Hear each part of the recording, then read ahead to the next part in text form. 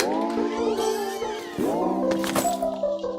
guys, welcome back to another video, and today I want to show you guys how to set up your very own home music studio step by step. I'm going to take you through what equipment you need whether you're a producer or singer-songwriter, the best options for your budget, and how to get it all connected so you can get started straight away.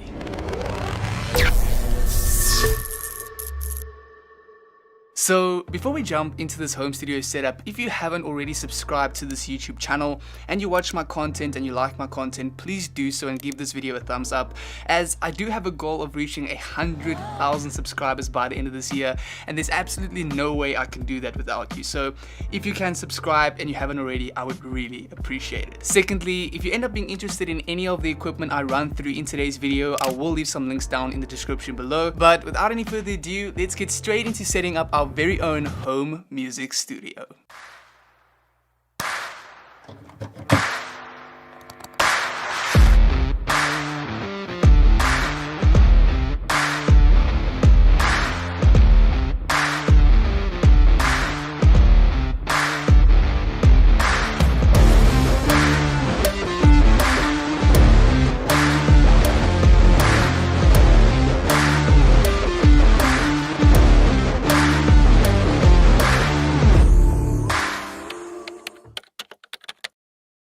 So the first thing you're going to need to set up your very own home music studio is a computer. Whether it is a laptop or a desktop is up to you. Whether it is a Mac or a Windows type computer is also up to you.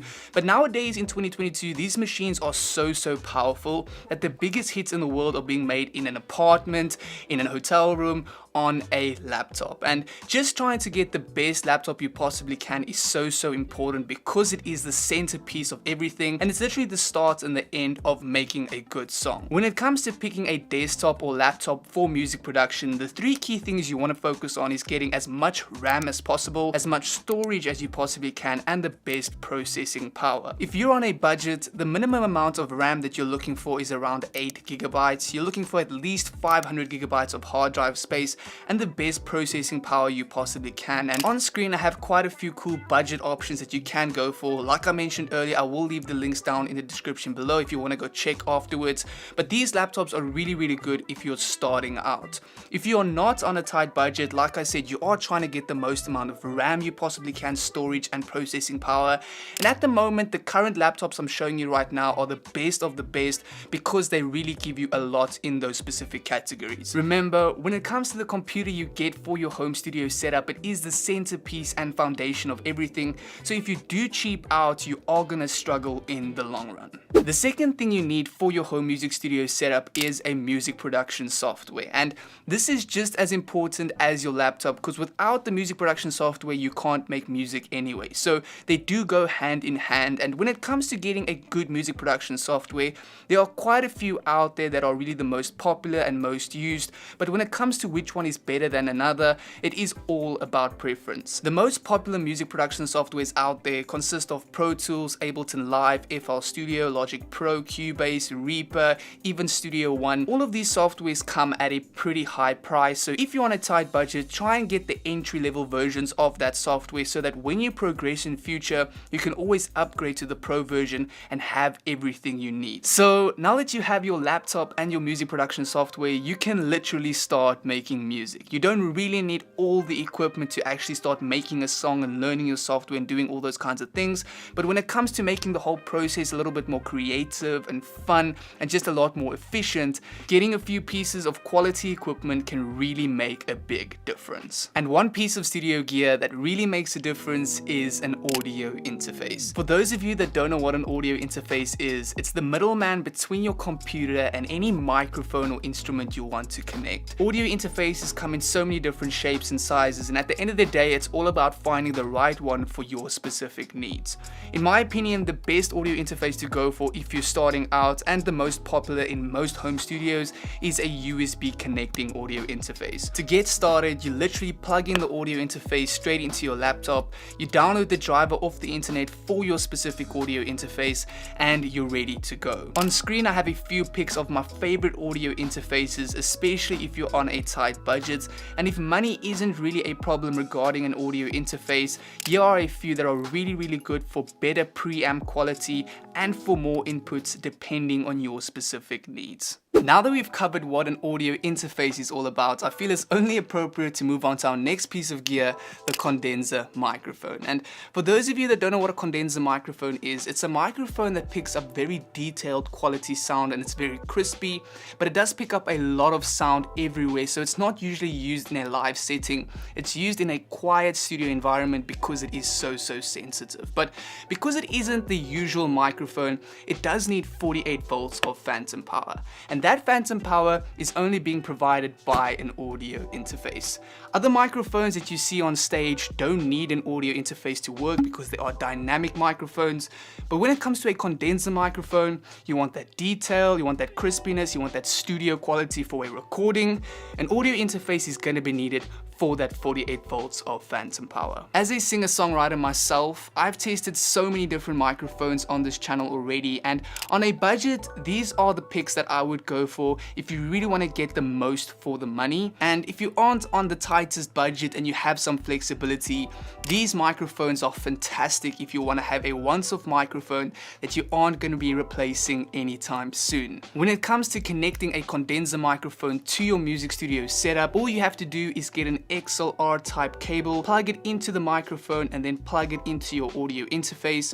Make sure you have that 48 volts of phantom power switched on, otherwise the microphone will not work, especially if it's a condenser microphone. Turn up the input volume of the microphone and start recording straight away.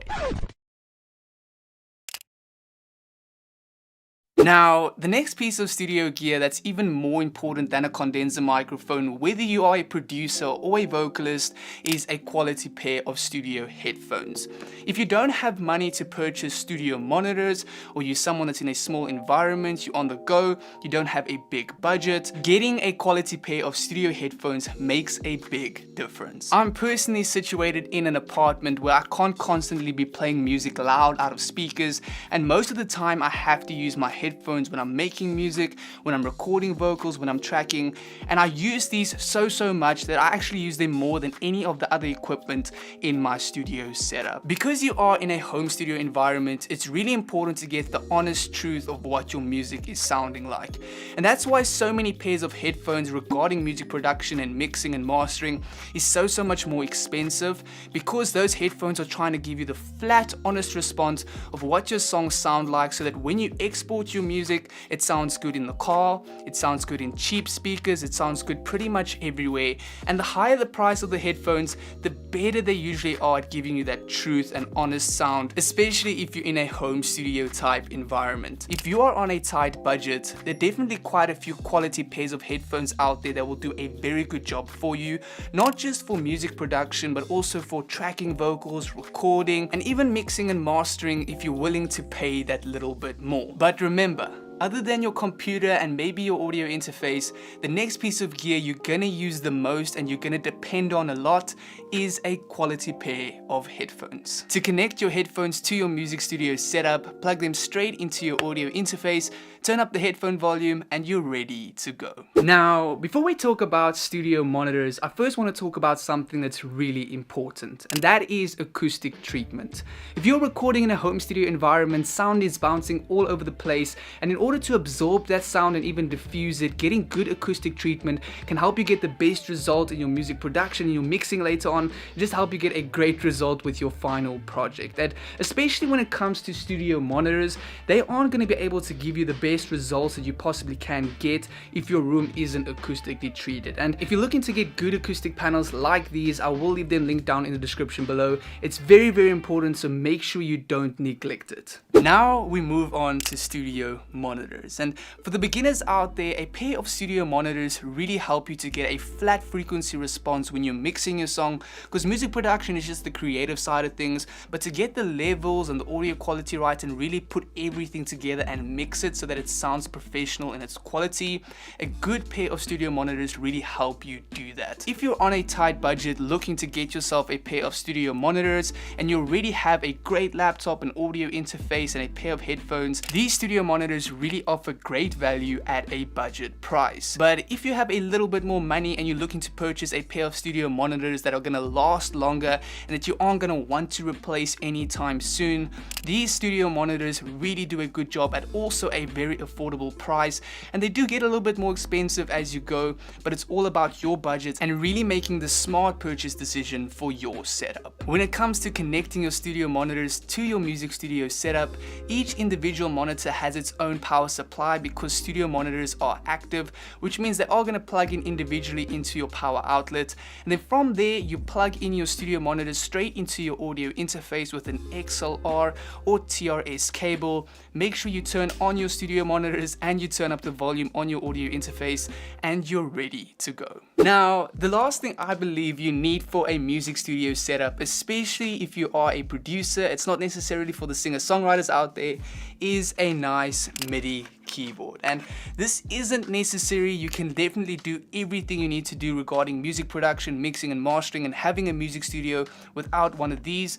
But if you are a producer, the creativity that a MIDI keyboard gives you, the fact that you can just play the sounds and get the melodies and even use your virtual instruments in your music production software a lot better, this is really a great purchase to go for. There are quite a few options out there regarding size, quality of the keys, the features, and at the end of the day, it's all about your specific setup, how much space you have, and what you really need.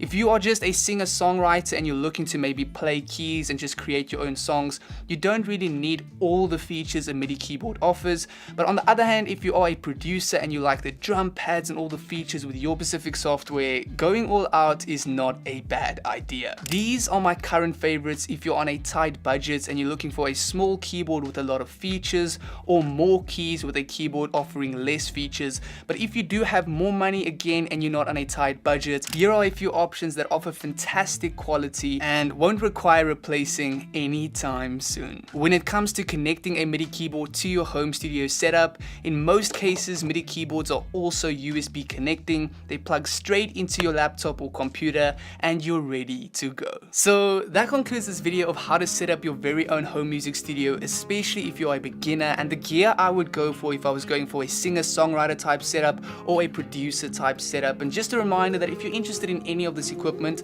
links will be down in the description below. If you have any questions about today's video, just leave a comment down below and I'll try and get back to you as soon as I can. But other than that, thank you guys so much for watching this video. If you enjoyed it, please do give it a thumbs up, and if you loved it, subscribe down below, and I will see you for another video next time.